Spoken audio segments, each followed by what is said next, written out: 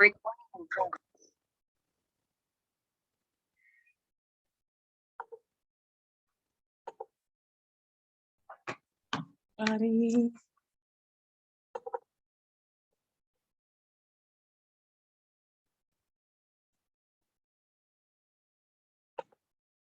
All right, all right.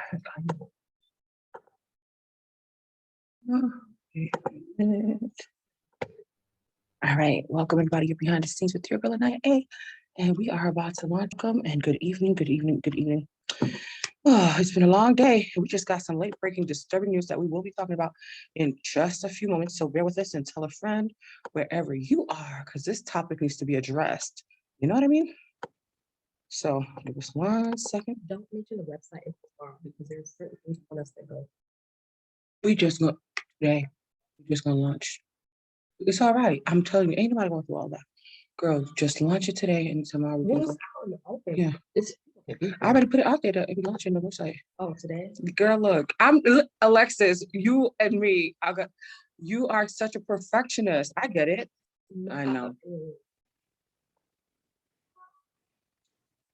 Yes, look, today it's gonna be on fire. It's gonna be, I promise you. I promise. Hi, Miss Lady C. Oh my God, I was supposed to call you back. Miss Lady CC, Miss Lady C. I was supposed to call you back. Please forgive me. Or were you supposed to call me back? I'm not 100% sure. We are live. Oh, you need the flyer, I think, for your son. For your sons. Don't worry.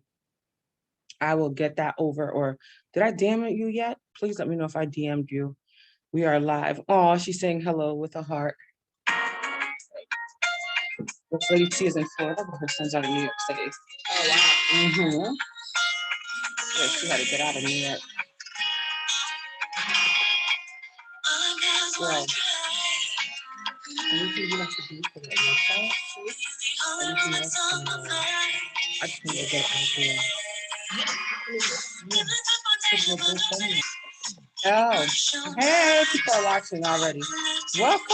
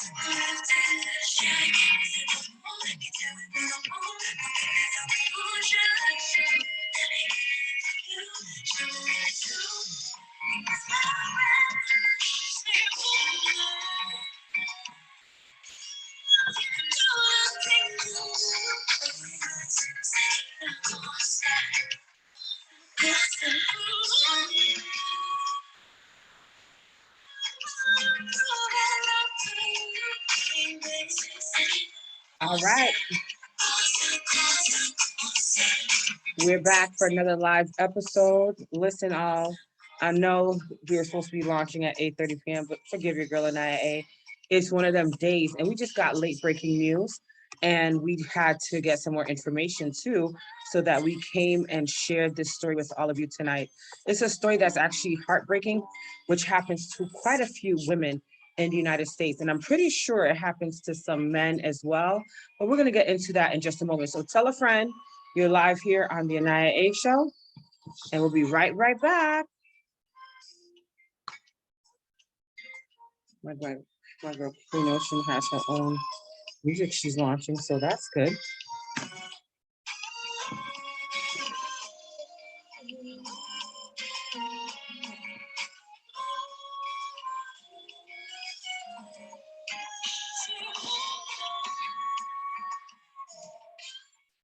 All right, everybody. We're back. We are back. It's another beautiful Monday evening. It's another beautiful Monday evening. First, let me shout out to my girl Queen Ocean, who's watching, who says she started recording her own music. I'm so proud of her because at the end of the day, this is very serious when you take that step and you literally do something that you're passionate about. And knowing Queen Ocean, she's going to put all of her energy into doing her thing with her music.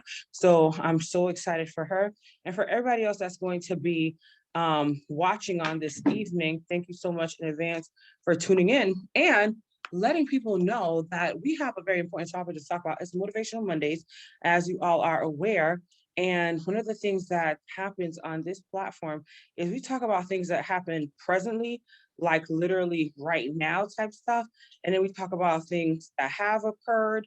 And tonight, I just got this really late breaking story, and it touched me so much because this is a story and a situation that happens in so many women's lives, right? In 2022.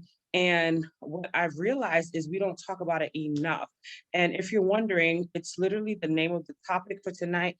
It's here live on this platform. And I'm literally sharing a story about a sister who had a BBL. And for those that don't know what a BBL is, it's a Brazilian butt lift, right? And she had other things done to her body. And I want to say, she had different, I don't know, tummy tucks or something, a lot going on. She had weight loss surgery and did inform the doctor. So she had weight loss surgery. Sorry, this is late breaking news, guys. So I'm getting it from the source herself, who's sharing this with us. Literally, this young lady who's only like 34, 35, I want to say, had a weight loss surgery. So I'm assuming what, like a gastric bypass or something of the sort. So she could meet the BMI to get the BBL. So she could meet the BMI to get the BBL. And shortly after having the weight loss surgery, she went ahead and did not inform the doctors and went ahead and had the BBL. And, with those type of procedures, sometimes they want to know if you want to do other things. So we're not even 100% sure, right? At this point, if it was just a BBL, if it was like the arm surgery, if it was like the boobie, surgery where they go in and they enhance your breast. But what we do know is the BBL was a part of it. And literally the doctor who did the BBL and who did these surgeries did not ask the proper questions. And if they did, the young lady in question, the young lady who has lost her life, did not really do her part to inform the doctors that she just had this weight loss surgery, y'all. So right now we're seeing that another beautiful Black young woman is deceased because of this situation, and it's breaking my heart. It's breaking my girl's heart here. She's not coming on live tonight, but she has shared the story with us, and we're just going to keep this young lady in prayer. Her name is Shacare Love. Shacare Love, let us keep her and her family in prayer. Well, she's deceased already, but we could keep her family in prayer for sure. And she has left behind quite a few kids, I want to say. I don't know exactly how many kids, are her children. And where was the surgery done? Oh, fancy. Welcome, welcome. The surgery was done in the Dominican Republic. From what we know now. And this just happened, I want to say within the past 2 weeks, right? Within the past 2 weeks, week.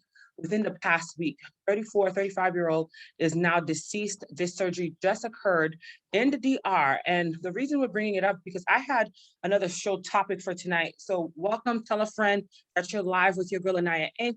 And I had another show topic that I wanted to discuss. And it was about, motherhood and childbearing and things like that. And I wanted to see like what tips you mothers have out there, right? For beautiful women like myself who are going to give birth, who are stepping into this role. And then when I heard the story, we have to read enough. And it's funny because I listened to some recordings, in regards to this whole situation. And one of the things this one sister said, especially we have a very hard time with the body image situation.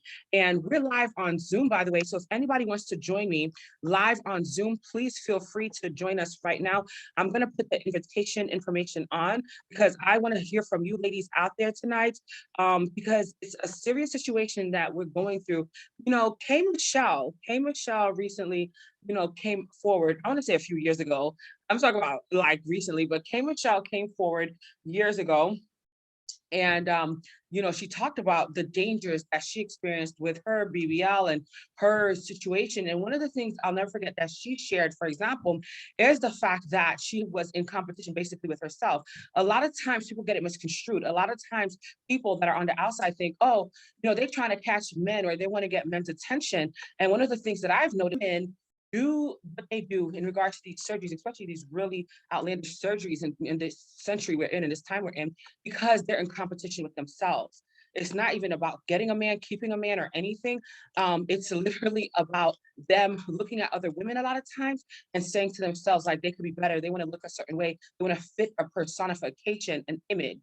And that's why they do what they do. And it's sad because a lot of times our Black women, especially, they go into situations that they don't understand. They go into different countries that, don't speak the language. They don't speak the language. They don't know what's going on. And they literally put their lives in danger. So at the end of the day, this beautiful woman is deceased. And if you want to join us now and talk about how you feel about the situation and any other stories you've heard, by the way, don't get it twisted. There's a lot of women out there. I know a few women, by the way, who have gotten these surgeries done. Thankfully, they have made it, though. They have made it alive. But a lot of times women do not make it alive. So if you want to talk about this, join us now, 436-903-4585. I am putting that information on Zoom out right now. Again, it's 436-903-4585. You do not need a code to join us right now. Join us right now, and just let us hear your opinions about this situation. So we are discussing live here, live. One second, I'm putting this out for all of you beautiful and sexy individuals live on the AniYa A show. Live on the AniYa A show, we are discussing, and this sister was beautiful. I'm not going to put her picture out there because of privacy purposes, but just know that I saw her picture and some of her posts and things of that nature, and it's disheartening. And again, my prayers go out to her family, as well as the people that are in her circle, because apparently this is a very, really hard time. But you can join us live, Zoom, join Zoom meeting now, join, one second, join us now. So do not go to the Dominican Republic. I'm not saying don't go to the Dominican Republic, but apparently I'm gonna put the doctor's name out there. You think I should put, I should. I'm gonna put the doctor's name out there. Please do me a favor, pull that doctor's information again, so we can put that doctor's name on here for all those that are wondering. Because this is a very, very wicked doctor for not doing their work. She had a plastic surgeon doctor tell me that if the DR like this. You want to come on here, because I don't want you to be over there and then they're not seeing you or hearing you because you're speaking very low. Oh, we got a viewer. We have somebody that's coming on right now. My sister. What about the DR? You want to spell out the name? Yeah. Oh, DE. Wait 1 second. I'm putting something out, and we got a caller, a viewer that is joining us live now. So I'm so happy. Welcome, welcome, welcome, sis. Can you hear me okay? I think it's pulling up. All right. So how do I edit this and then for it to go public? Create post. Did I do it? I did it. I did it. Is it live? It is live. Okay, enable. Can you hear me okay? 1 second.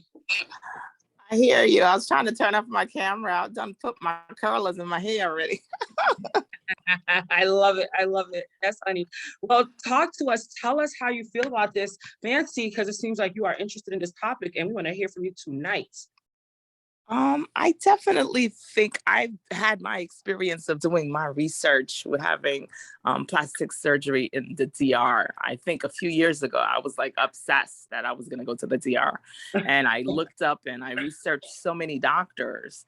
And after reading about some of the doctors, there's a few of them that actually used to travel to come to the United States and perform the surgeries in hotels and other spaces.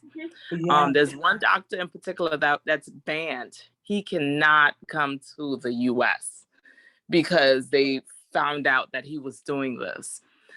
There's another female doctor that I know from many people that have gone. When they go into the surgery, she's supposed to be the one conducting the surgery. However, in between the surgery process, they would kind of open up their eyes and be up a little bit, and she would not be in the room. Wow. So it's been and I have another friend that actually went, and she did lipo, she did the implant, she did the BBL. And after, I believe, a month of coming back to the States, she was experiencing pain. And when she went into the emergency room, and it has to be a serious emergency, because most doctors in the US will not touch you if you tell them that you've had surgery in DR. She had a partial collapsed lung. Wow. So yeah, so it was serious. And then I think part of what happens is that the women go there because supposedly it is supposed to be cheaper. Yep.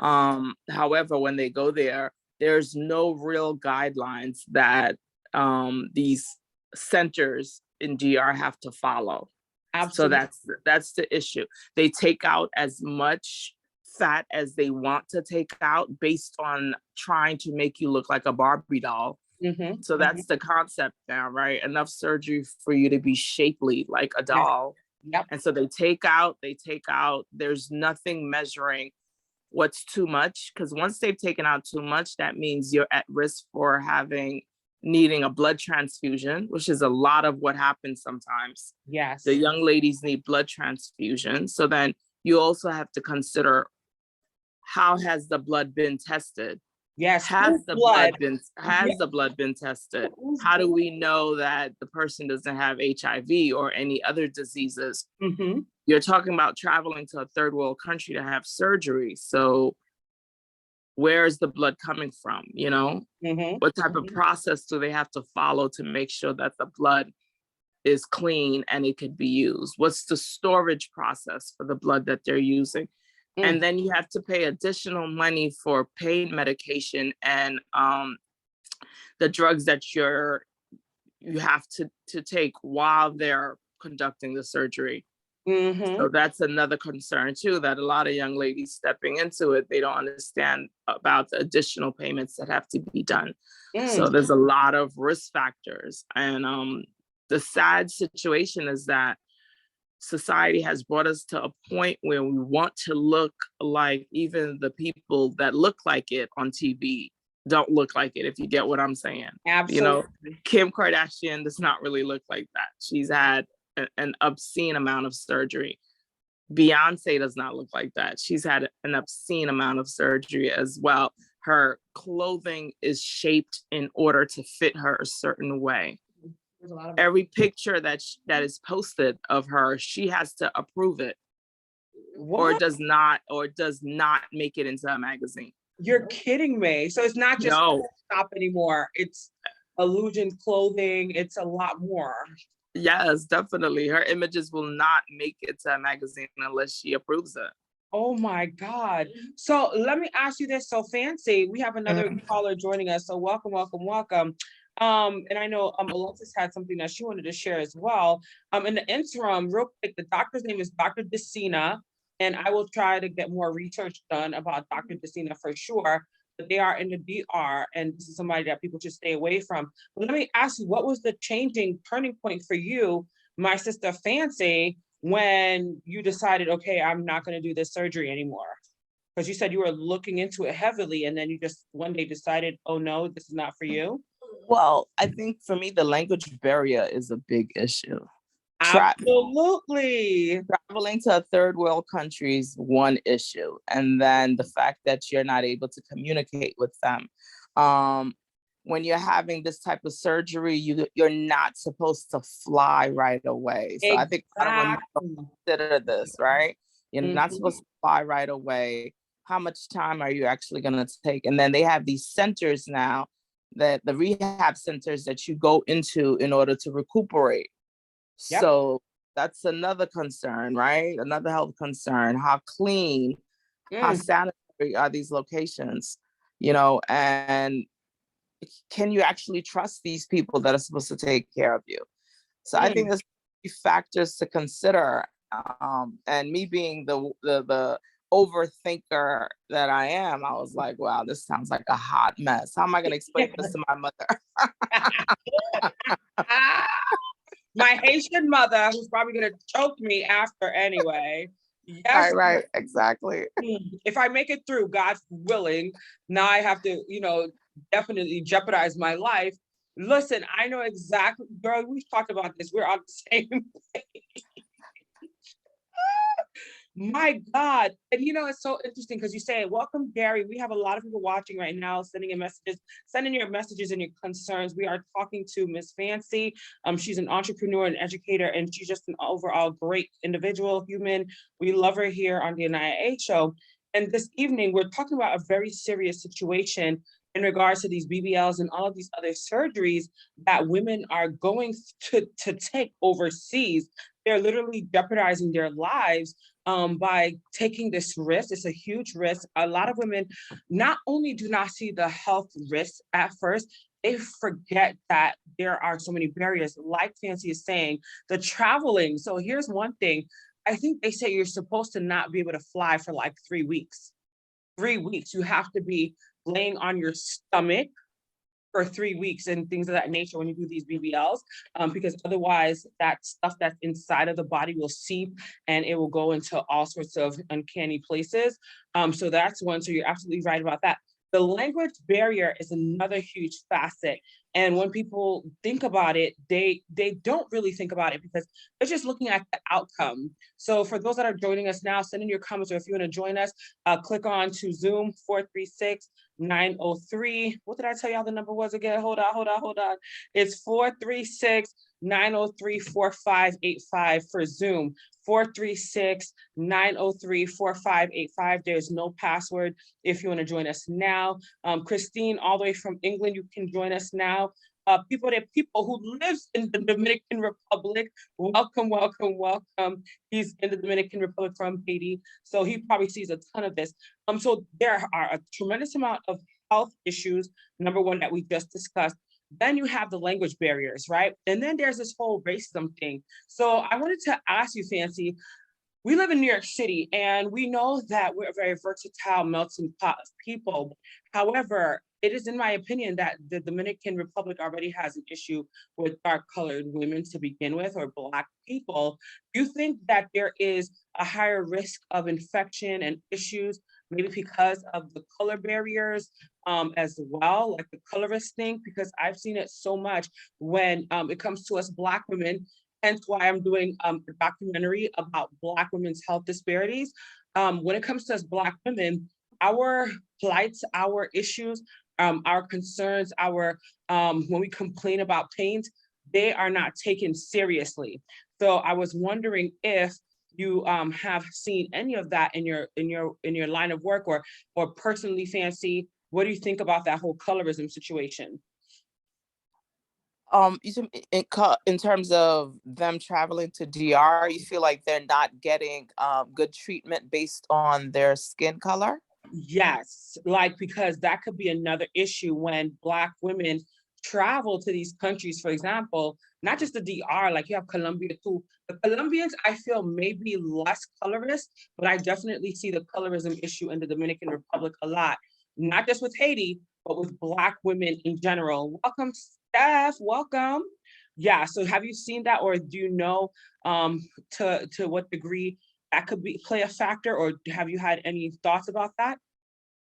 I just think that what's going on is I've seen a lot of sisters that have health complications like high blood pressure and Mm, diabetes. So besides being overweight, a lot of them actually have health issues, mm, right? mm, And the doctors here in the United States will tell them that your BMI is too high for you mm, to have plastic surgery. mhm, However, they figure we're going to bypass what the doctor is telling us and we're mm, going to attempt to have this done in DR or in other places that will accept us at this large weight. Mm, So because they get that approval, then they'll go out to these areas.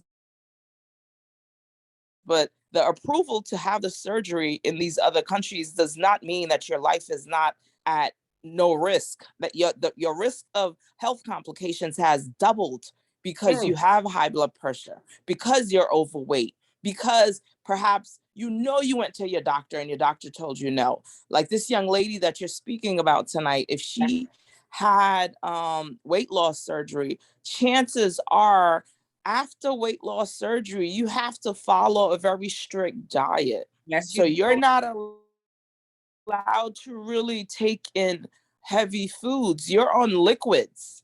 So once you're on liquids, your body is already in shock. Okay. So Mm, your body's in shock because of the drastic surgery. That's A.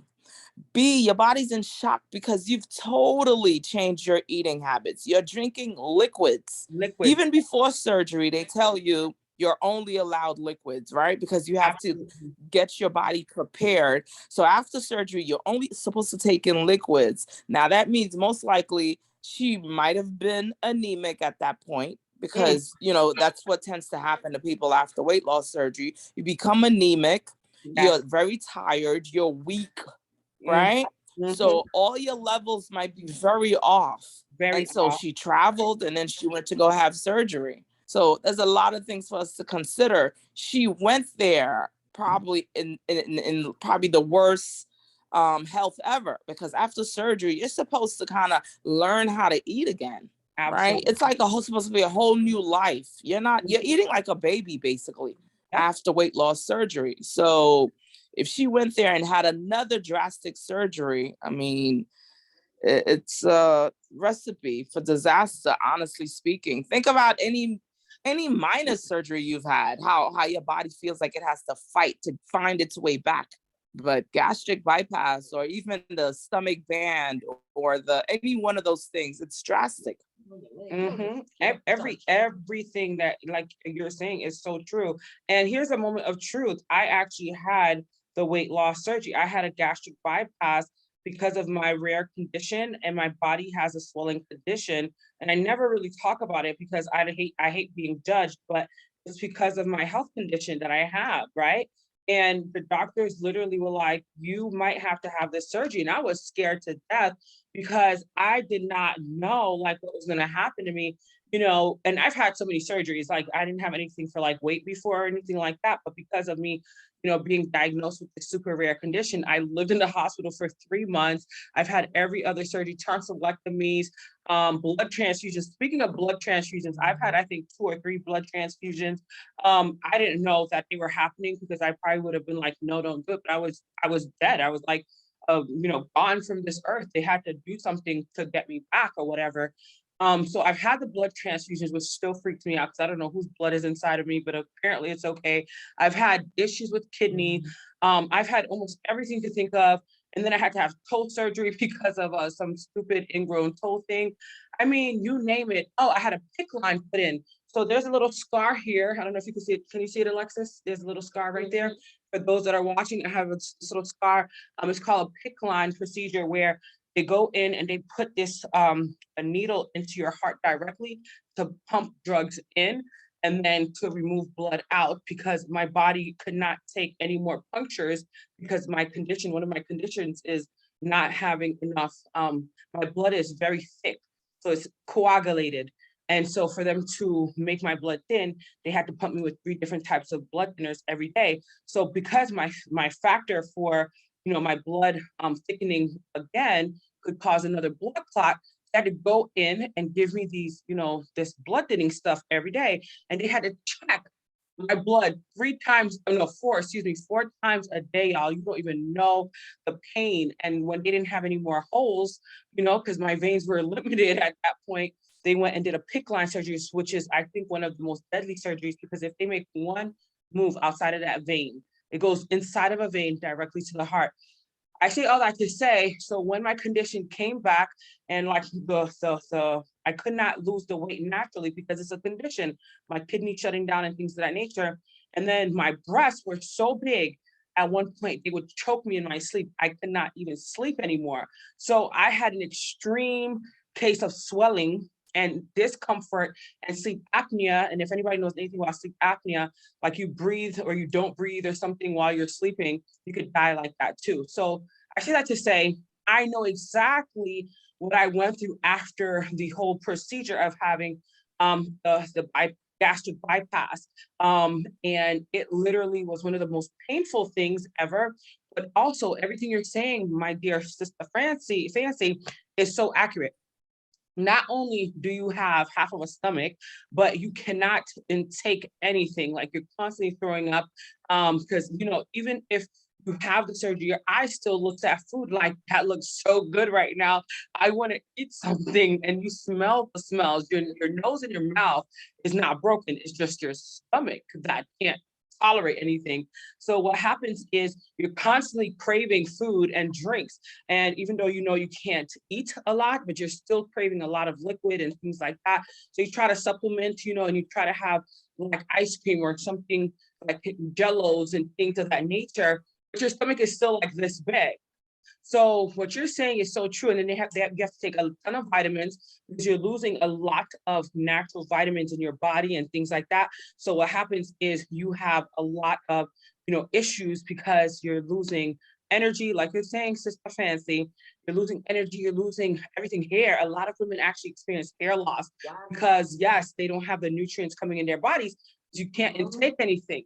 So you're losing hair. Thankfully, I never lost hair. I have a whole set of hair. This is not me, guys. This is a nice little wig I put together, but I have a whole lot of hair. I never lost hair. Thank you, Jesus. But I've seen women who lost hair because of it. Some women have ended up in the hospital repeatedly because they would literally try to eat and then that would bust something inside of them. And then they were back to square one with emergency surgeries and things of that nature, or they would drink too much and then they would throw up everything and be dehydrated.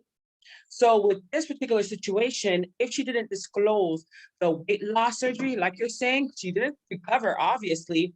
She went into this other procedure, and that could have also caused what you call a puncturing or even blood. She could have lost a ton of blood because she wasn't healed. And the thing about it is they try to blame the doctor, well, the doctor should have known. The- Well, the right. doctor's in another country. The Yes. doctor can't make a request for your medical records from But another they country. can, but ready for this? But there's also a HIPAA form, right? That they're supposed to sign and say, I give the doctor full consent to look into. So it's so But many then different again, issues. did she do that? Did she do that? And that's the other part, because if she's doing something in secret, right, and not wanting the doctor to not or to do this surgery without him knowing, she would never tell him, oh, by the way, you should probably I should probably sign your HIPAA form, or I should sign this release of documents, because that would automatically show the doctor. So overseas, like transporting information is not necessarily the issue. It's a transparency from the client, the patient themselves. So it's a whole thing. But here's where I do give the doctor fault, right? Before you go to any surgeries, you should try to do more investigating, because here's the thing about this, right? Like I could talk about myself. When I go into the doctor's offices, they look at me from head to toe. Like doctors literally watch you and look at your progress or look at your body and examine you. So was she even examined is the question. Because a lot of times they want that money. And I feel like maybe he didn't do a thorough investigation to figure out what she saw. Because another thing, when you have that a lipo, or like even what I had, the gastric bypass, you're constantly in pain. So you walk in the room and people be like, are you okay? Your color ain't right. Something don't look like, something does not look right with you. Is everything okay? I've walked into rooms, I just had to sit down, like I can't do anything, I can't breathe. Yes, I was looking great because I was losing the weight again and I felt great. But seriously, when you look at somebody that first has surgery, like Fancy was saying too, there's a whole lot of issues there. So we're taking more questions and concerns. Fancy, what else do you want to add, my dear? Because we got a comment. Yes, Fancy is very knowledgeable. For Fancy response, I don't really think they have a color problem. They just take you based on your citizenship and your money. Again, that's exactly it. If you have the money to pay them, that's why I said with the doctor too, did they do a thorough investigation on whether or not this young lady had anything else going on before they proceeded to do the surgery? If they're money hungry, more than likely, they're not going to do it because they're like, you know what? She's good to go. She got her money. She looks pretty okay. Let's go for it. Because the young lady obviously probably did not share on her end as well. So keep your comments coming. Fancy, what else do you have to say about this whole situation? Because Alyssa says, I mean, I think I'd like to add that I'm not saying that you're the worst person if you want to have any type of surgery that you Right. feel that will help you to feel better about yourself. There's nothing wrong with that. Honestly speaking, I'm for it.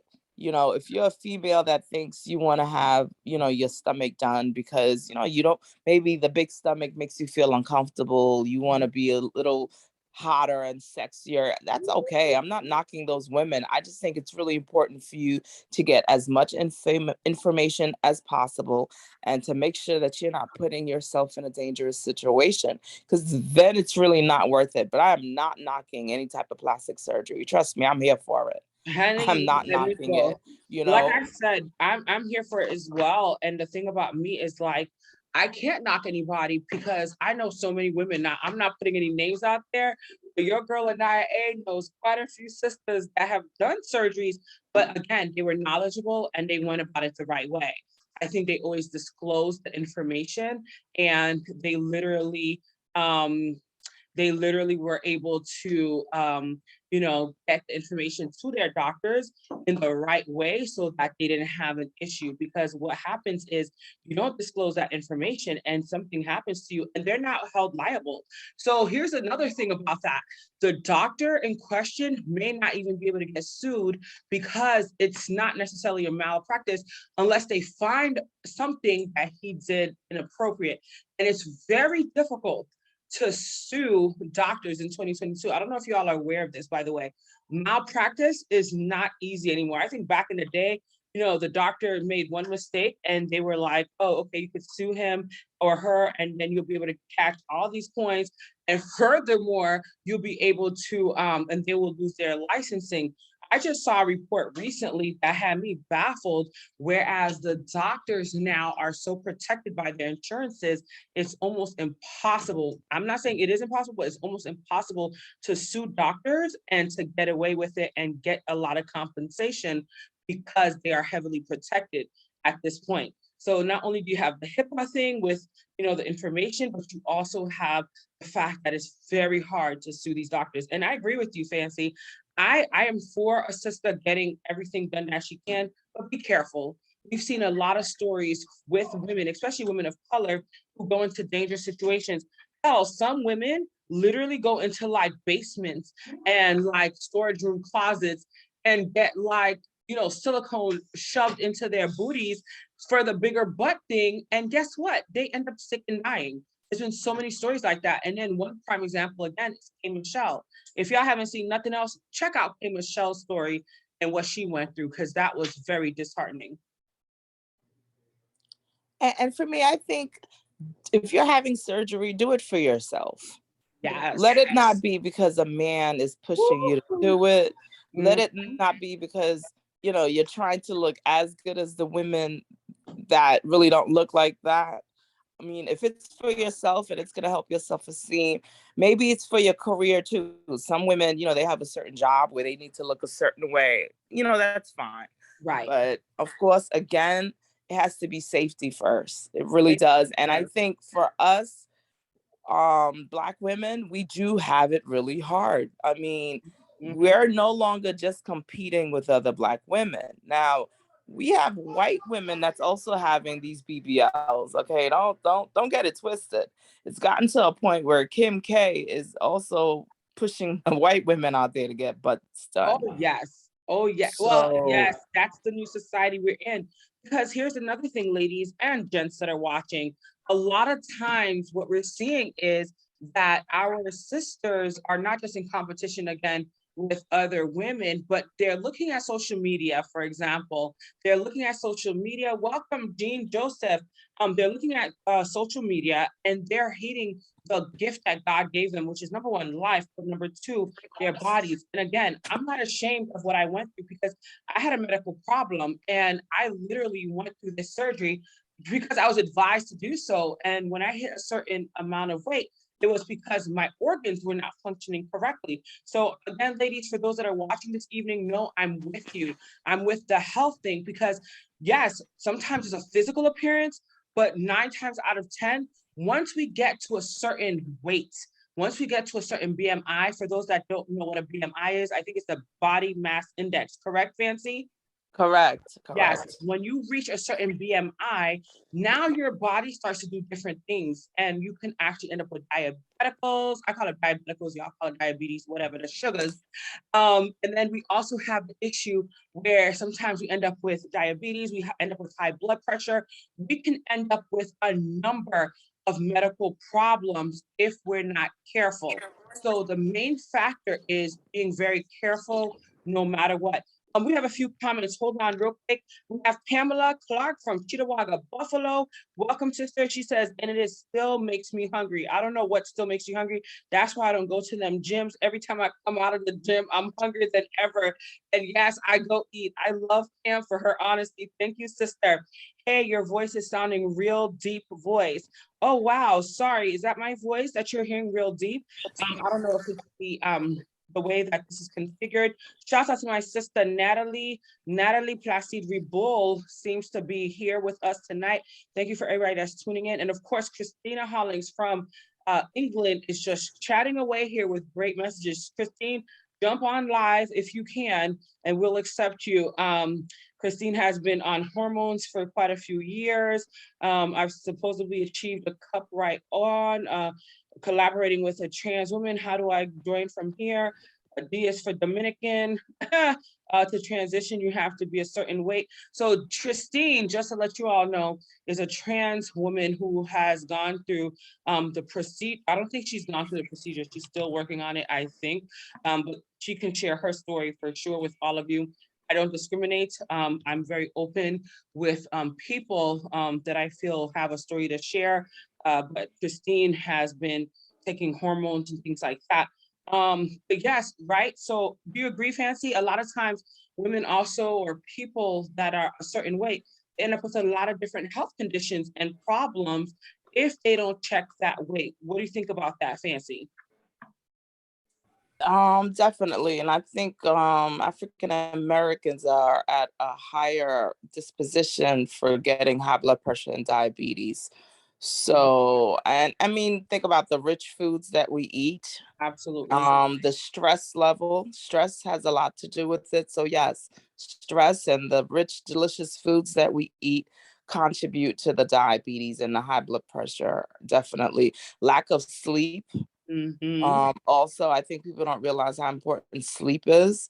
You talked about sleep apnea before. A large number of people suffer from sleep apnea and they don't even know it, that, they stop breathing during the night. So what happens is, even though they go to sleep early sometimes, they're not sleeping throughout the night because they wake up several times because they stop breathing. And so their sleep pattern is broken up. It's not restful sleep. They very seldomly get to REM sleep. So that means their body is still not getting the correct amount of rest. So yeah, that plays a role into the diabetes and the high blood pressure as well. So definitely it's harder for us. I think sometimes we get stuck on the image on the outside and not realize on the inside we need to take care of ourselves, making sure that the blood pressure is okay, the diabetes is okay, because then your heart is affected, then you run risk at having strokes. I'm hearing so many scenarios now where people that didn't even know they had high blood pressure are having strokes. Young people. That's what I was gonna say. That's what I was gonna say. Another thing is the young people are having these conditions. With my condition, it came on, I was 25 years old. And again, I'm free to talk about this because of the work that I do. This is gonna be a part of my documentary. And how did I overcome? I knew my body wasn't working correctly. However, my mind always worked correctly. So I was constantly on this journey, like, okay, there were no symptoms before I got sick as to why this could happen. I'm super rare. And the doctors, yes, absolutely. And the doctors literally did not know where it came from. And they're thinking I should be okay with the fact that I'm para rare. I'm not okay with that. I still don't know what happened in, 2007 at 25 when I felt ill. Before you leave, Alexis, is there anything you want to share before you leave about this story and everything going on? We have 4 people that's on with us now. We have people that are watching on Instagram and on Facebook. Just do extensive research. Do extensive Just research. extensive research and just be honest. Be honest. Be honest. Don't go in saying that you're perfectly fine, you haven't had anything done. If you have, just be completely honest. Be transparent. Yes. Because you could save your own life. And Yes. that's the main takeaway. We want to make sure that people understand that because it's a health risk, it's a safety risk. There's a lot of risk associated and affiliated with these procedures. So if you're watching now, understand that it's not something that we're telling you we're against. Ain't nobody said we're against it. No, not at all. Not at all. You want to have these procedures done, by all means, have your procedure done. But just like Feel any other great. procedure, you have to be honest. I mean, it's just like any other medical. Absolutely. Even when it comes to toothache, for crying out loud, when you go to a dentist, there's things that they ask you. Did you have a pre-existing health condition? Is your heart okay? Do you have diabeticals? People gotta read and they have to do their research. So thank you so much for bringing this to our attention. And let me tell you something, we're gonna do what we can to continue to watch this story and see what happens from here because this situation has gone far left with this family and this young lady. So thank you, Miss Alexis, and we'll talk later. Yeah, Call me. Yeah, Well, yeah. you call me 'cause Yeah. I'm gonna text you when I get home. Okay, perfect. Go ahead, my love. All right, see you tomorrow or talk later. Exactly. Go ahead, girl. So yes, that was Miss Alexis. She's my right-hand woman here on the AniYa show and FEG management. I mean, honestly, like this story is not a new story, but the reason we're covering it this evening is because we've literally seen such a sad situation happen before our eyes. Apparently this happened in a community that beautiful Alexis knows about, and she actually knew this young woman, and it's just so painful because this young woman left behind little children, and apparently her mother is still in the DR trying to pull the pieces together. So one of the things that we want you to be aware of too, fam, is that when you go into these situations, remember, you're not alone in this world. I love what you said, Fancy. My Haitian mother, or you said mother, but I know it's your Haitian mother, would literally have a fit if you came back from the DR having one of these surgeries and something happened to you. God forbid, something would have happened to you. How would you have explained that to your mother? Like, oh my God, I know I probably shouldn't have had this surgery, but I kind of went over there and now I'm in a lot of trouble. So these are things that we have to be aware of and concerned about when we're taking these steps, because we're not islands. We're here in communities. We're definitely not in silos. We are here amongst others, and we have to keep that in mind, that if something happens to you and it's because of some kind of, situation where you just want to be cute, or whatever, yeah, be cute, but just understand that you have a family and you have friends that care about you. And that's the most painful part. Pamela Clark says, they said if they do it naturally, it's called do it in the butt, but they have to know how to do it right. You know what? I'm so down with Pam. Pam is a mess. Do it in the butt. Ow. Sexy, sexy. Remember that song from like 1982? Maybe 1980. I don't know exactly when it was, but that was a great, great song many years ago. Fancy, what else would you like to share? Because I wanted to surprise the community, and I would love for you to stick around so I could share our surprise. What else did you want to share in regards to this subject, Miss Fancy? I think we have to kind of, as women, just take a look at what it is that allows us to feel so desperate to look a certain way that we're willing to die for it, and that's what scares me, in terms of this sister that knows she just had major surgery, Major. right, to lose weight.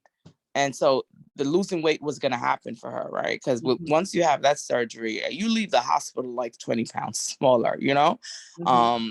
So what is it about her and how she was feeling inside that made her really, really need to go to DR? It's these images that play over and over on Instagram, these images over and over on Facebook, the videos. After a while, the trick that it plays on the mind. That's why, I mean, at times for me, I have to step away from the phone. Yeah. I have to literally walk away because I cannot open up the phone without someone twerking, without someone being basically naked, you know, on my ID page. So it can be a bit overwhelming, and it can make you feel like, you know, like you're just not good enough. You know, so how do we get to the point where we allow each other to know that you are good enough? You know, and that's actually such. Oh, sorry to cut you off, Nancy. What were you gonna say? I was just saying that, you know, I think that's one of the major points that K. Michelle had made as well. You know, that she had to get to a point where she realized that she was good enough. You know, and these surgeries get addictive. You know, that's the next thing too. It's like you go there once, you go twice, you go 3 times, and it's never enough because you develop dysmorphic disorder where in your head you still see yourself looking a certain way. You know, so you're constantly seeing this big person that you're not happy with, despite all the surgery you have, when the problem is mental over everything else. And you can't fix the mental until you really dig deep and figure out why are you behaving this way. And like you said, turning off the phone is a huge factor. I remember when I was very young, I think like preteen or teen or what have you, and I was hanging out with a good friend of mine, very good looking guy. And you know, I had to be in my teenage years. I was already in high school. And we were at the mall hanging out and all of that. And he really made me see something. He said one day, you know, he was with his girlfriend and they were hanging out. And then all of a sudden this, you know, chick walks by. He's like, yeah, Naya, she was cute or whatever. But he said that his girlfriend at the time literally broke her damn neck just to stare at this woman and just like, you know, like observe her basically from head to toe type deal. And he, for the life of him, couldn't figure it out. He's like thinking to himself, he's with her. He thinks she's pretty cute and hot or whatever, but she's so insecure. She's staring at this other chick. And it dawned on him at that moment that females don't necessarily do what they do for men's attention. It's something internal, and that they're constantly in competition with other women. So I think he made such a valuable point. Again, I was in high school when this thing happened, when I realized, excuse me, first of all, Joey wasn't an idiot. I thought he was a real big idiot, but whatever. He wasn't that dumb and he wasn't that slow. And that observation literally stuck with me until now. And I'm still thinking about that day, because when we look at the society we're in, because back then we didn't even have social media. Yeah, I'm a lot older than I look, people, okay?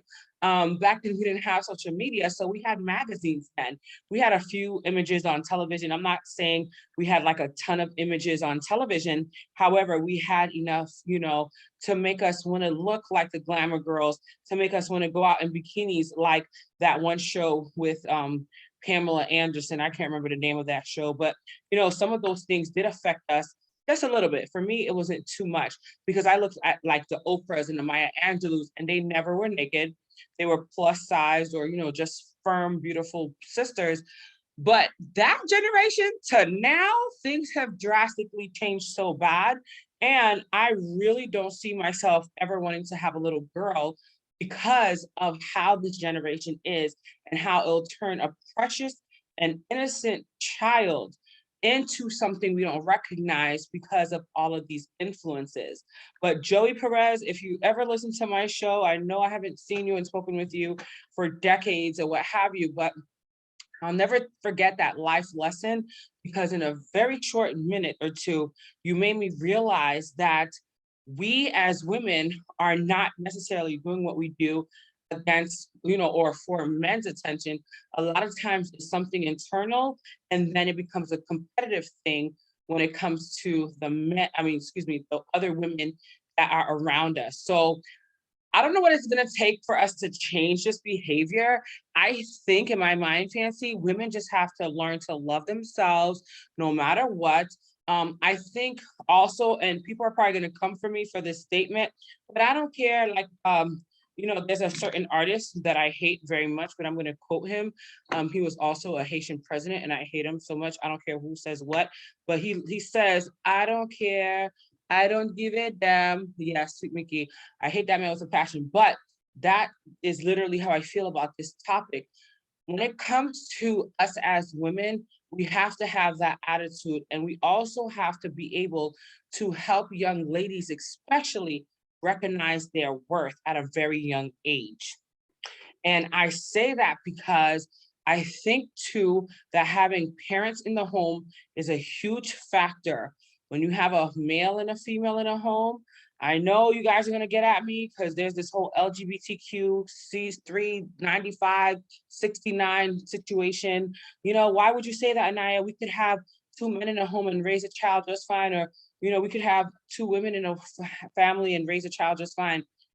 Agreed, totally. But it's in my personal opinion, having a man and a woman in a home really helps the child identify with their ways of life and their futures. That's just me. Fancy, would you like to share anything about that? I think I am really working on being very open-minded, or a little more open-minded. Ideally, I was raised to think of a home with a mom and a dad.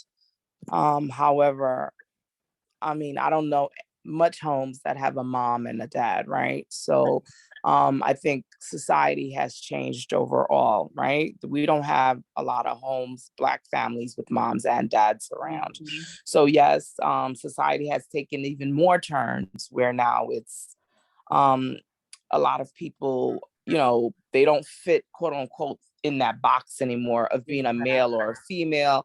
Some people don't want a title. I mean, I remember the first Zoom meeting I was in, and they asked me what pronoun, Yes. pro- what what pronoun do I want to use? And I'm an ESL teacher, but I'm like, what? What is this? What do you mean? What pronoun? I'm like, I was so taken back. And then I realized, you know what? I guess it is a very sensitive topic for people that may be struggling with not feeling like they're in the right body. Like in my head, I should have been a man. And I think, you know what, in my head, I should have been a man for real. I think sometimes it's too hard being female. But so if you're going through this thing where in your head you feel like you were meant to be a man, but your body has taken the form of a female. So the internal conflict that somebody must be experiencing, and that's just one example. But, you have many other, things where, I think I'm supposed to like a guy, but I really feel like I need to be with a girl. My culture doesn't allow it. So the battles and the struggles, and I have a cousin that actually was gay, and he's still gay, but this is in the 90s where it wasn't so cool to be gay. If you were gay, you had to keep that life in the village. Oh, yes. In Manhattan, right? You weren't allowed to bring it anywhere outside of the village. And I remember he taught us how to Vogue. And he was in a Haitian family too. Like, Haitian family. He graduated from Yale University. He got his master's from UCLA. And that did not stop my family from basically ostracizing him.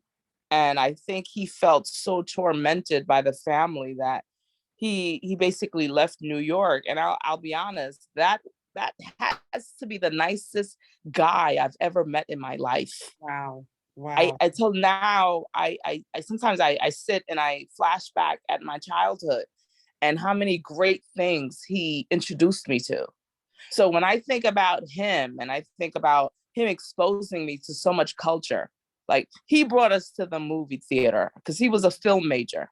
So he brought us to the movie theater. He did those amazing things with us. He took us to the museum, and I'm like, if not for him, I wouldn't have such a love of club music. I wouldn't have such a love of being different and not like following trends, but creating trends. Like I learned all those things from him. So I cannot, ever judge or look down at anyone that quote unquote doesn't fit what society has taught us is supposed to be the norm, male and female. Mhm. No, that because of my family member, right? Because of the love that I have for him, it's like I'm forced to love others like him because I realized how many great things he brought to the table. Absolutely. He's just an amazing guy. So anytime I ever think about him, it forces me to be more open-minded. It Wow. forces me to not, tell my kids get on the boy and girl line. Now I actually say form two lines. Mhm. So I'm being very purposeful in the language that I use because our kids are going through it. They're confused. Adults are confused. So I'm working at it. I'm a work in progress, but Absolutely. I am working at it. I know that it's not easy for people that may not have been born the way that they are, or society may not be suitable for them. Think about being that left-handed person, and every time you sit at a chair, the chairs are made for right-handed people. Mhm. Mhm. So that's how I look at things sometimes. What Absolutely. how hard that must be to go through life where nothing is meant for you, right? Mhm. You have to find a way to push your way through it. Mhm. Mhm. So that's my take on it. I know it's hard, especially coming from Haitian culture where the views that our I culture know. has. I know. And let me ask you, do you ever stay in touch with this cousin or no? I do. He lives in California, and his birthday is actually on Halloween. Oh wow. So every once in a while I'll message him, and at random I messaged him a few months ago, and I was like, you know what, I just want to say thank you for Mm, like, always being there and kind of just taking care of us. Like he took care of me and all of my other little cousins, like taking care of us and just guiding us and bringing culture to us. Like I'm right. telling you, this guy, we were voguing in my aunt's basement. He turns off all the lights, pulls out the flashlight, and I'm like, whoa, we have our own show going on here. What is going on? You're absolutely right. And it's them who always, it's their whole culture to be so expressive and to be so open. But it's funny because I like how you identified that situation with the whole left-handed, right-handed thing, because back in the day, believe it or not, people, they used to kill people that were left-handed. They used to kill people for a lot of different reasons, and people had to fight for them to have their equal rights and things of that nature. So I totally get it. And it's just so sad that people do that. But I'm still kind of on the fence though about like the whole trans community and things like that. I hate to admit it, but I'm still kind of like, yeah, it's a lot for me because I'm still kind of old school. But I love that you have expressed that, my beautiful sister, because we have to be more open and um, more I guess because times are changing anyway. It's like you get on the boat or you get left behind on the seashore or something, got to get on that boat or you're not going to be able to be a part of the trends. And either way, life is moving forward with or without you. So I've learned that. And all I can do is try my best to go with the flow. But I'm such an old school person when it comes to that. But in essence, we know that either way, children need really great role models and really great inspiration in order to be the very best that they can be. So no matter which way it goes, whether it's with two men who identify as female or two women who identify as whatever, I guess I'm trying to say if they have good hearts and they really care, then they can show the children the right way is which way I'm going with that, because it doesn't mean that they're bad people. when they have a different outlook. And just like Fancy was saying, in regards to her own family member, you know, he was ostracized to the point that he had to relocate, which is a lot of people in that community. But we have to find goodness in our hearts and ourselves to help others see the goodness inside of them and to help navigate the next generation, regardless of what you identify as. But I'll never forget too, Fancy, coming into these Zoom meetings, and it just recently happened during this whole COVID thing, where they're like asking you to identify. I'm like, identify to what? I'm a female with a vagina. What do you want me to say? Like, I'm one of those that goes into these meetings like, I don't get it. Like, I have a vagina and breasts. What do you want me to say? Oh yeah, other people are now having vaginas and breasts too. So I guess I am a she, I think, or what, you know? My doctor says I have a lot of testosterone. I'm confused, but it is what it is. Whew, what a subject. I mean, oh my God, we could be on this all freaking night because this is such a heavy, heavy topic. And we have so many comments that have come in. Thank you for everybody that's tuned in and who will tune in and still leave comments about this, because it is a heavy topic. And we want people to know that we are here not to judge anybody. Like Fancy said, this is not about judging. This is not about judging at all. It's literally sharing somebody's story that is so heartbreaking, because at the very end of the day, this woman could have been alive right now if she was open and on the terms with the fact that she's probably beautiful no matter what. So with that being said, and Fancy, I wanted you to stick around for just 2 more minutes. But this is the launching of the new website we have. FEG Management made some changes.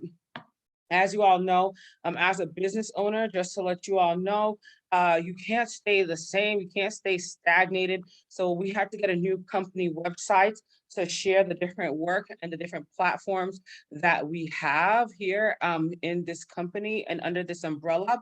As you know, too, we have been offering new services and things of that nature. So the FEG Management branch and umbrella is the overall parent company, FEG Management LLC. And the FEG stands for Freedom Entertainment Group, which is the name of my first company, which I'm going to keep. But I just, you know, shortened it for the purpose of shortening that long name. And so I am the founder and CEO, as you can see. Once you see these different tabs, everybody, it's easier to navigate. You can definitely click on to the different, learn more, to learn more about, you know, who we are, what we do. Now, here's the thing I wanted to share, because obviously with the platform that we have, we definitely wanted to share that we are offering advertisement services to the community. And why? It's because we have a lot of access to a lot of great people. AniYa has over 500,000 people that she can expose your brand to and help your business grow. That's the main initiative of the advertisement services, because a lot of people need more exposure. And I will definitely expose your company and your brand and what have you to many countries through my talk show and my media, my social media, excuse me. Click on this link below. You can learn a lot more about those services. You can email us at info@fegmgmt.com. I think it's info@fegmgmt.com. Don't forget, we have networking services and a platform for PR, as well as the NVSA platform, which is how I have my my nonprofit. Thank you. Nonprofit, platform is all intertwined, because we haven't done too much as of late with the NVSA situation because of the pandemic. I am not putting myself at risk going out into these streets trying to cure violence when the violence is still going to be there. But NVSA stands for Neighborhood Violence Survivors Alliance. And basically what we do with that is it's survivors of neighborhood violence coming together for support through events, positive entertainment, educational forums, and networking. So we started that a few years ago. We're going to add more to every platform so you can see our work. Obviously, you're on the AniYa show now, ladies and gentlemen, boys and girls. So we have different episodes that are lined up for you here that is popping up. We're still making a few different changes to the platform, but Fancy, I did see your interview when we were behind the scenes making some changes. So I'll see where that's at, Miss Fancy, because your interview was a great one as well. So we're going to be constantly updating the platform. And then of course, I think we have a lovely slideshow presentation down at the bottom. But yeah, that's the surprise. Yeah, can't, sorry, somebody's messaging now. Send all your messages in. If you have any questions or concerns, everybody, send your messages in. For sure, we want to hear from you. But yeah, that's the new platform and what we're working on. We're super excited about the different changes that we have going on here at FEG Management. I wanted to save that for last. As you all know, oh yeah, the Dr. Oz thing is popping up. I was a contributor with Dr. Oz for 5 years, but as you know, Dr. Oz, is now running for office. So therefore, we cannot be on the Dr. Oz show. But that's why I also took the opportunity to have my own platform and do what I do best. And I've taken what I've learned from Dr. Oz especially, and I've made it my own, so that I can work with those in my community to make sure that we have exposure, we have a platform, and we also have the ability to advertise for our people who have great events and great products each and every day. So that's the surprise there. You all can go to www.fegmgmt.com. Again, that FEG that everybody always asks me about, it stands for Freedom Entertainment Group. Freedom Entertainment Group is the name of my initial company. And now we've just taken FEG and turned it into a branding and advertisement source for the people. So we want to work with all of you, and we do this every day. Between the shows, the events, the interviews, and things of that nature. So, oh, real quick, they just passed the law in Tampa, Florida. If you get caught saying the gay, you will be arrested. So does that mean if you get caught saying that people are gay in Florida, you get arrested? Fancy, have you heard about that real quick? I'm just literally. I have not. Okay, I just am hearing this information now. Apparently something about if you get caught saying something about being gay, you get thrown in jail or criticizing, meaning you're not to criticize the gay. So does that mean so if you criticize gay people, you can get arrested? Or is it that if you are against people that are gay, you get arrested? Please clarify, Pamela Clark, because she's sending in messages now. And again, I don't have any problems with the LGBTQ 6973 community. It's a lot of acronyms, a lot of numbers or whatever. I have no problems with this community, but I'm just old school in my thinking. And a lot of the trans things are kind of like, ooh, a lot. So I'm working on it. I'm working on it. It's just a lot. It's a lot for us to deal with in 2022. Office for what, Dr. Oz? No. So I have the AniYa show because I love being on television and I love to network. We have to get this newspaper recording, this newspaper out because it's kind of blurry right there. Because of Pamela and other people that may be wondering, I was on Dr. Oz show for 5 years. There'll be more pictures uploaded. There's a whole tab for Dr. Oz. Matter of fact, let's check it out and see if you can see what I mean. I was with the Dr. Oz show for actually more than 5 years, 2015 to like 2015 to 2022. That's actually like 7 years being a part of the Dr. Oz family. And, I would actually literally, if I would literally be on the Dr. Oz show, and they would also have me bring in guests and everything to help them get, more viewership and things like that. So I was actually part of the team that helped connect Dr. Oz to other potential people or great talents and things of that nature. And so that was one of the things that I did for Dr. Oz. So I said that to say I've always wanted my own platform, and I have a whole business plan about, the AniYa show under the FEG management umbrella. And literally what happened was during the pandemic, it was a perfect time to take that leap of faith, because what else was I going to do at home all day? And if you all remember my old setup, Pamela, you were on the show like every night with me. You remember, Pamela, I had the whole different setup because I'm still growing and still producing. I have a goal and an agenda, so what I'm doing is I'm taking baby steps to that next level and those, the next journey, which is having my own studio and space to have the AniYa show. So that's what I wanted to share. So being on the Doc Talent, a contributor, and I was constantly doing, the work behind the scenes, I got to learn a lot about major productions. I have a background in television and radio. Not that I studied television and radio, mind you. I literally have a background because of my talent, my raw talent in entertainment. So I was a TV producer for another major network, which God has blessed me. I'm not going to lie. TBN, Trinity Broadcast Network, which is the largest Christian television network in the world. So I was a producer at the Fort Pierce branch many years ago, right before I fell sick. And then I got promoted to assistant director, and then I did a lot of on-air talent stuff and got to interview a whole lot of people. So it's been a work in progress for me to do what I'm doing now, for those that are wondering. But Dr. Oz, I went to Dr. Oz and Fancy. I don't even know if you know the story about Dr. Oz and me. The reason why I got to be on the Dr. Oz show was because I wrote into the show one day and I literally was like, hey, I'm really sick with this rare condition. Dr. Oz is probably the only person that can help me because none of these doctors in Florida could really help me.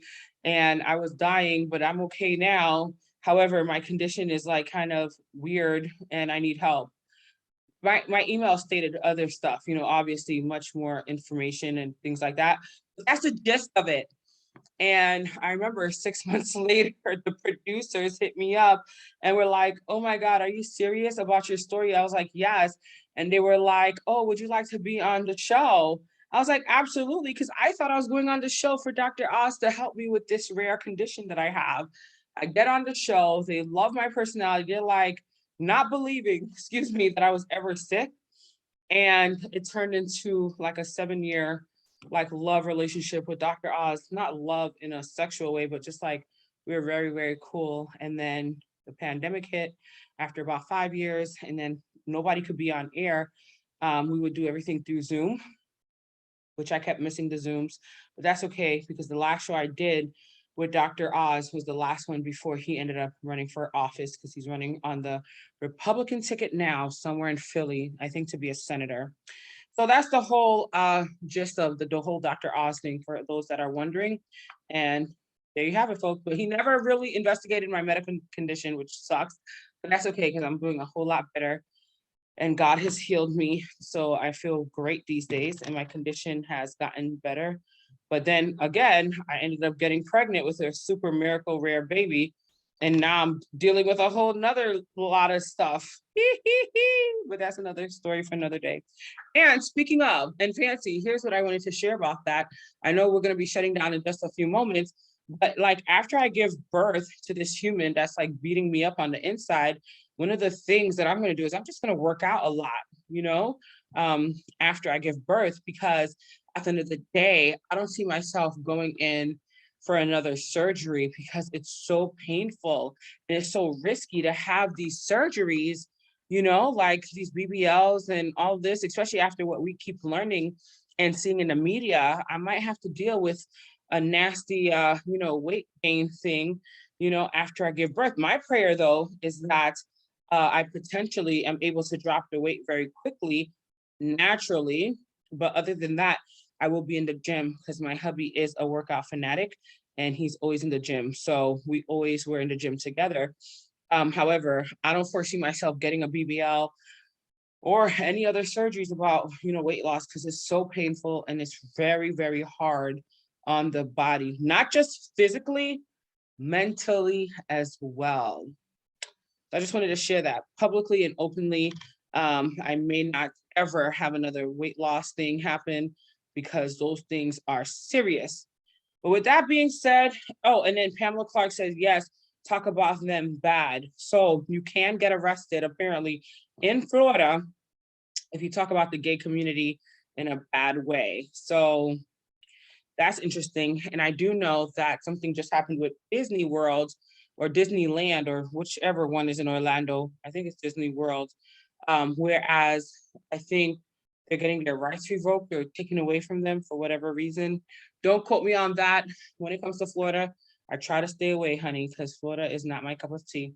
All right, well, Sister Fancy, honey, was there anything else that you wanted to share before we shut it down for tonight? Congratulations on your updating your website and kind of refocusing the direction that you want your company to go. That's very exciting. You have a lot of new things happening for you. That's awesome. The baby's going to bring you a lot of good luck.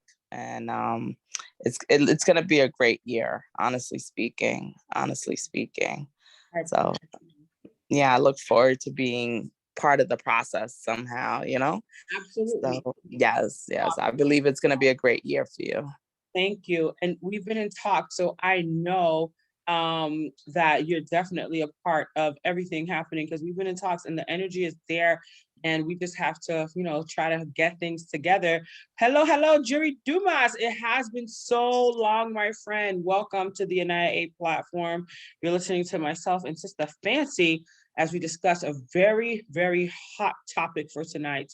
So I thank you, my dear Fancy, because at the end of the day, I need all the positive energy, I can get because, sometimes in life, and I'm pretty sure you know this too, Fancy, you try something new, you try to put your best foot forward, you try to utilize all of your creative energies to do what you're passionate about, and then you get beat down and you get beat down and you get beat down. Then you get the haters that 1 minute are cool with you, but then the next minute, when you're really trying to refocus and realign and trying to live out your best life and do what you've dreamt about, you realize that those that you thought were for you really aren't for you, you know and I experience that all the time. I don't often talk about it, but it's funny because it's like when you're down and out, or when people feel like you don't have anything good going for you, or you're in a midst of your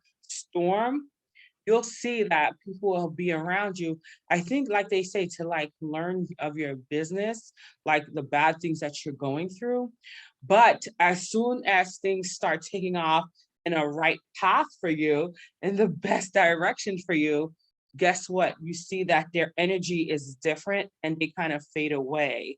And they are not supportive because they might have expected one thing from you, or they wanted something bad to happen to you secretly in their hearts because they really never cared. But I'll say this, I am so happy when those things happen, Fancy, because I know for a fact that when those things happen, it's God showing me that I couldn't take them with me to the next level anyway, because there's a lot of things that I've done that people don't even know, in a good sense, of course, right? And isn't until after they find out, and when they hear something new that's happening with me, for example, and I'm sure, Fancy, because this probably has happened to you as well, or Sister Pam, and then all of a sudden they reappear.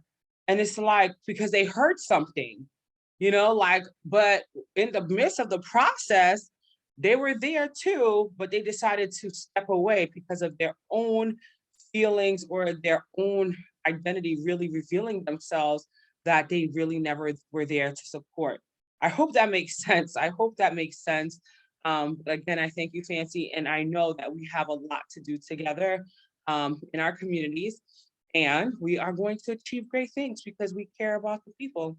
I think that is it. That is all. That is it. That is all. And of course, you'll let us know what you have going on with your product line, Fancy. And then we're supposed to be doing some great things for the women and some initiatives we'll be talking about. Once those things come into fruition and once we start, doing much more, we'll let the community know. Yes, they will do that. That's sad, but they do that. Absolutely. That's life. That is absolutely positively life, Sister Pam from Cheektowaga, Buffalo. So you could either, when those types of things happen, you could either be really down and out and feel so broken because you don't have the support, or you could keep pushing forward without their support because they were never really supporters. They were actually haters. So whenever I find out somebody's true colors, I serve them that same energy that they served me. Woohoo! I have to give myself a big cheers for that one. But yes, Fancy, thank you, my love. And I know we have so much to do. Speaking of, let me re-promote. May 1st, DJ Scripts. Fancy, will you be there on May 1st, by the way? Let me bring up that flyer. I realized I have a wedding in Boston, and it just hit me that I have a wedding in Boston May 1st. Wow. Yeah, I have a wedding in Boston, and yeah. Oh man, I was hoping that you were gonna be there. No, that's a busy all time. this time I really, I have no, well, it's tested exam. for our babies, our elementary and junior high school students. So I Mhm. think my mind is so caught up on just school Right. that, yeah, school is closed actually the day after. School is closed for Eid, the Muslim holiday, on the 2nd. Oh, okay, because I'm like, wait a minute, school closes already? I'm confused. No, they Oh, have a day off. wow. Eid. These It's a Muslim holiday. okay, so it's Muslim, not Jewish. I was gonna say these I was growing up, No, did we have an Eid in the no, we day? didn't I have don't any. know. No, they just started giving Eid. Hmm. Interesting, because they were probably like, the Jewish people get a bunch of holidays, so do the African Americans. The Muslim, go ahead, Mr. and Mrs. Muslim people, go ahead, y'all, do your thing. Oh, here we go, right here. This is the event. I'm so sorry, Fancy won't be there, but I will definitely be there to represent for us. Oh, Sheikh Musa Drama liked our post just now, liked our live, and you said that. So that means Sheikh has been watching. Hey, Sheikh, you see, we're talking about your Muslim people. You have a holiday coming up, Sheikh Musa Drama. You're gonna have to come on the show and talk to us about this Eid holiday, which is a Muslim holiday that apparently you beautiful and sexy Muslim people were able to get in the books because now we have a holiday called Eid. And I was just asking my sister Fancy, who's a teacher, to tell me more about this Eid because I had never heard of it. So now we have the Eid thing happening, and I'm proud of my Muslim brothers, and sisters who are fighting for their rights to get themselves acknowledged as well. Can you all see my flyer here that I've posted? I see on Facebook it's not showing the flyer that I'm posting for DJ Scripts. Hold on, let me double check. I Welcome. don't see the flyer. There's something that's popping up that says OneDrive isn't signed in. I see that now. Why is that happening? Am I not? Wait. Okay, stop share. But the other website showed, right? My website showed moments ago. Yeah, we were able to see the website. Maybe you could just tell them the time, Okay, I'll do that. the location, and the contact number. Oh, there it goes. It's showing now. Oh, perfect. Okay, because I was so conflicted. I went out and came back in. So for those that are watching now, we are supporting our brother DJ Scripts, and let him know that I'm talking about him now, because he has a powerful event coming up on May 1st. AniYa A will be there live at that event on May 1st. Ooh, 12 to 8 p.m. I probably will be there by like maybe 2 or so. Don't get me started. I will not be there at 12. The girl's coming from uptown, honey. So therefore, don't look for me at 12 p.m., but you can find me after 12 p.m. for sure. And I'll probably be there until about 8 p.m. This is gonna be the Legal Dope Pusher pop-up shop and video premiere. And if you don't know anything about DJ Scripts, go ahead and Google him now. We just interviewed him on our show, I want to say last week or so, and he did such a phenomenal job dropping them gems. You're all invited, and there'll be music, there'll be Lika. DJ Scripts is actually, I think, one of a co-owner of this location we're going to at 1238 Fulton Street in Brooklyn. And it's sponsored by the official Bel Air, music by DJ Toro from This Is Fitty, and hosted by Melanin Boss. So go ahead and check that out. May 1st, 12 to 8 p.m. AniYa will be there with a table. You can see me. I'll be live too. I'll be, pushing the whole live agenda thing to show mad support for our brother DJ Scripts. And as you can see, Legal Dope Pusher is his brand. So if you see that around town, that's DJ Scripts' brand. And we just wanted to let you all know now that he is a brother on the move. And I'm so proud of DJ Scripts. Funny enough, Sister Fancy knows him too. And I was just like, this is such a small and beautiful world that we are a part of. Fancy, why don't you tell us about, or if it's okay to tell us about, I think there was a show or something that you all did together. That is so crazy and amazing. Yeah, the name of the show was Delicious Vibes. We actually have a group on Facebook as well, but it was a show that got a chance to interview influential folks in the community. We would go out and eat at certain locations. That's why we called it Delicious. So it was a concept of combining food, great conversation, great people, and it was a great show. It was exciting. People tend to have fun. So we had actors, we had artists, we had Mercedes. She's a political figure in Brooklyn. She's a congressperson. That was the last interview we did. We also had Tiffany Tucker that was running for Congress against Mercedes. So we got a chance to interview both people right before the final vote. So yeah, we got a chance to sit with some good DJ Evil D, which was very old school rap music, if you know anything about that, and some Haitian artists as well. So it was a great show. I mean, COVID put a slowdown on things, but we're not stopping. It's just a slowdown, you know. Sometimes the comeback is better than the actual setup. So you pause, you pause and come back stronger. Absolutely. And you know what? During this COVID season is where I've met so many of you great influencers and great people. I had heard about DJ Script and his movie many moons ago, right? About the movie um, that he had initially, the documentary, the Haitian polo documentary, I feel like. And I didn't know how I was going to be able to meet him and thank him for all the work that he was doing for our community as Black people, as Haitian people, actually, because that was such a horrific era that Haitians have gone through, and what we've endured with the bullying and all of the problems.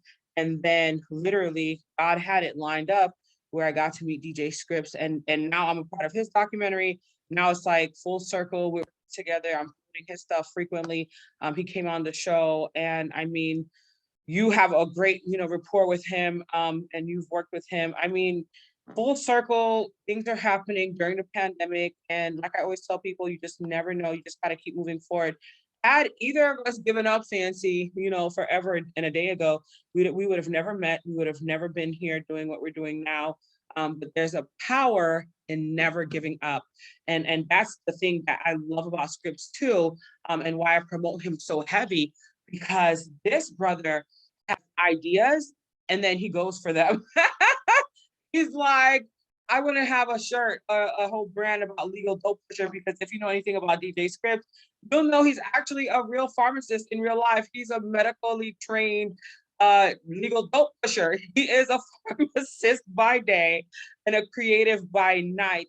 And I think that deserves so much respect.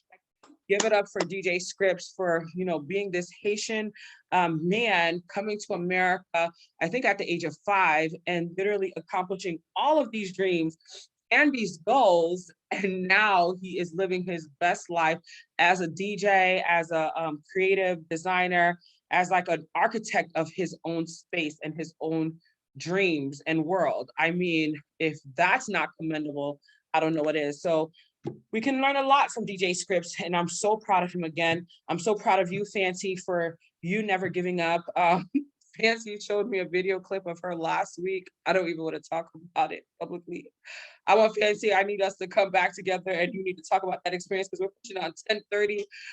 But have you overcome that situation, Fancy, real quick in Harlem? Have you overcome, sis? Have you overcome? You know what? I enjoy every experience. That's my motto in life. Try to really enjoy everything that's happening while it's happening. Be in the moment and make the best of every moment. So I don't say it, I live by it. And that's what that video was. Yes. I live by it, honestly speaking. Yes.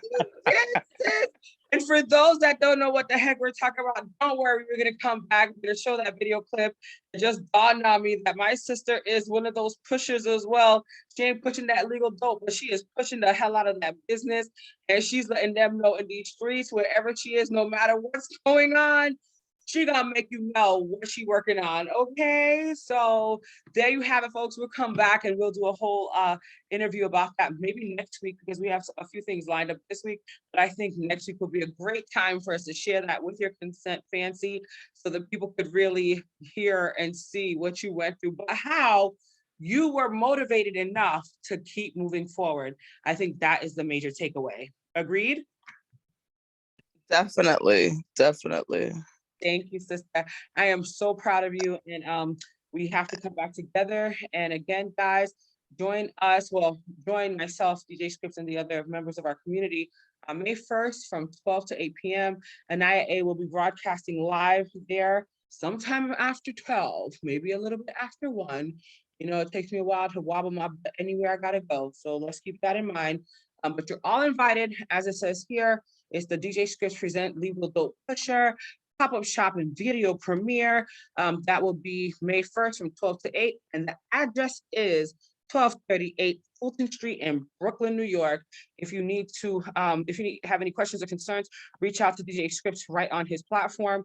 Oh, I thought it was here, but oh yeah, it's right here. Junior Scripts Ram is his name, or you could go to his other page, which is where we got this information from, Scripts TV. You can check him out on Scripts TV. All right, guys, so continue to be blessed, and then check out our documentary. I'm in a documentary influencer with DJ Scripts, and that's all we have for now, guys. Thank you again to Miss Fancy and to everybody else that tuned in, to my sister Pamela Clark from Cheetahwaga, Buffalo, Christine Hollings, all the way from England, who was on with us this evening. Chic Drama Musa, who literally stopped in and shared a like.